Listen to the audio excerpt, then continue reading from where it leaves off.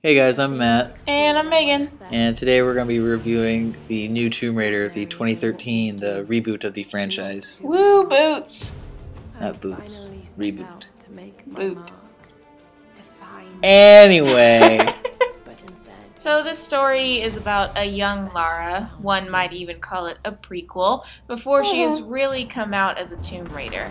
And the story starts on a boat, and they're traveling to this island to find the long-lost civilization of the Sun Queen. Himiko.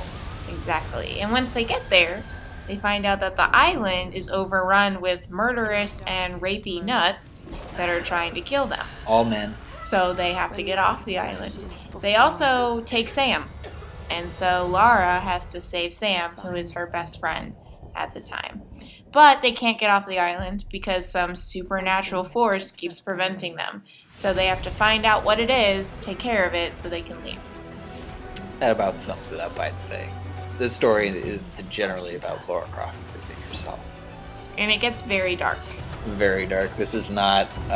This is not like previous Tomb Raider games. This game is rated M, and it earns the rating. So much blood. A lot of gore, and it's just it looks painful at times. It You will does. actually wince. Maybe sometimes some of the death animations are pretty grisly. Yeah, you don't want to die because you feel the pain.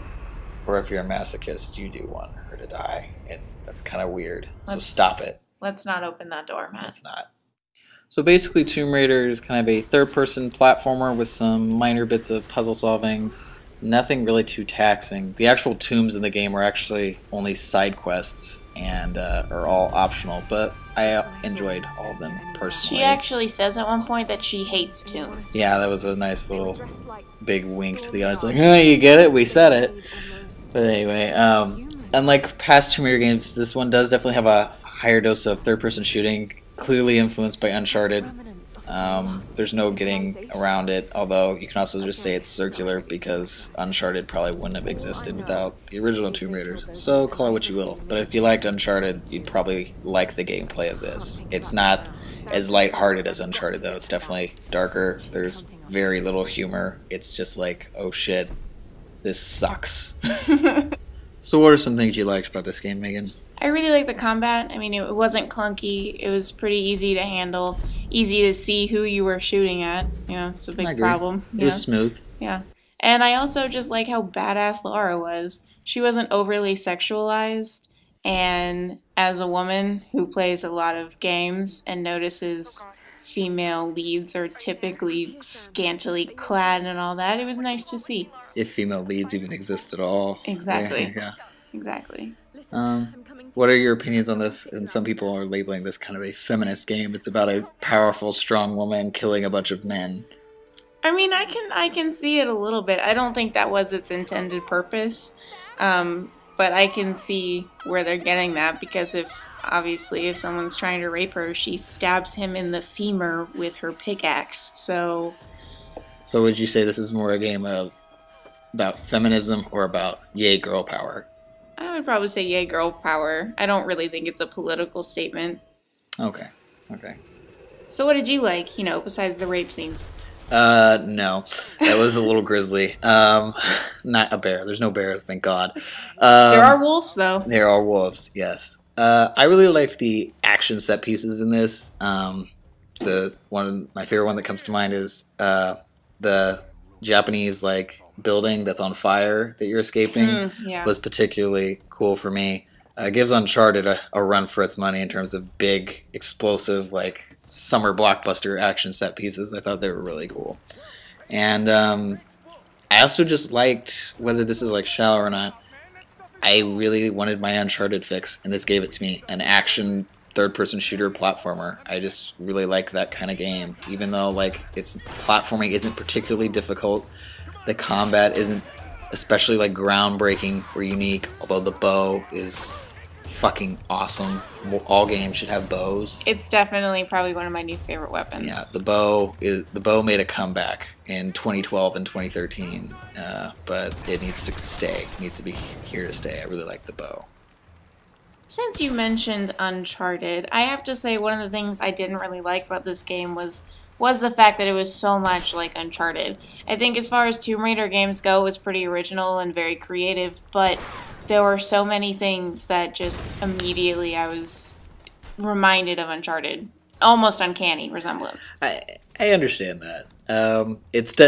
At some points it definitely feels like it's trying too hard. Like, even though the comparison's obvious, like, hey, two people who are looking for something mysterious, like an ancient civilization or two a treasure. Anthropologists at that. Yeah. It doesn't. Sometimes it feels like it's trying a little bit too hard to be like, hey, we can compete with Uncharted. Most of the time, I was okay with it though. Yeah, sometimes. I guess if there's one thing I could say that I didn't like so much about the game is that especially early in the game, there's almost the whole intro is so reliant on QuickTime events. It's just really kind of annoying. QuickTime events I can handle in very small doses, but the beginning of the game is heavy. Dude, don't take your slow reaction time out on the game. It's not that. It's just like, hey, look at this cool thing, but focus on this button that appears instead, so you don't actually get to see said cool thing. And I guess the other thing I want to say is, if you get this game, don't bother with the multiplayer. It's trash. It's not fun. It's not creative. It brings nothing new. Don't bother. It's worth it for the single player alone. Is this a game you would say to buy, though, overall, Megan? Definitely. For the guys, it has the action and the combat and all the stuff you want. And for the ladies, let me tell you something. If you're having a day where men are just whatever, this is a great game because you get to kill them all the time. I wonder what the death toll actually is, because I feel like it's a lot. That would be a very interesting statistic. She's a murder machine by the end of this game. Yeah, like she shows no mercy. She's like covered in blood. Like her character changes based on what happens to her. Yeah, that was a really cool thing. We should have added that in the like section. Overall, I really enjoyed it as well, too. Definitely a cool game. Decently long. It's intense. It's just a fun experience pretty much the whole time. And it's manageable.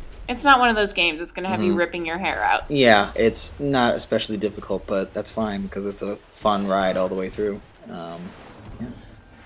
So it's definitely a must-play and a buy from me, too. I've already seen this go on sale some places, so you can probably find this for $40 and under. And they have already said that they're working on a sequel on next-gen systems, so I'm excited to see where they can go from here. Totally psyched. I'm so excited that my Xbox avatar is actually Lara Croft right now. Yeah, we got a fangirl here. So, like I said, if you guys like Uncharted, you'll probably like this. If you like action games, or just a kick-ass heroine who is almost forgot because Angelina Jolie thought she would, do a great job, then you should check out this game.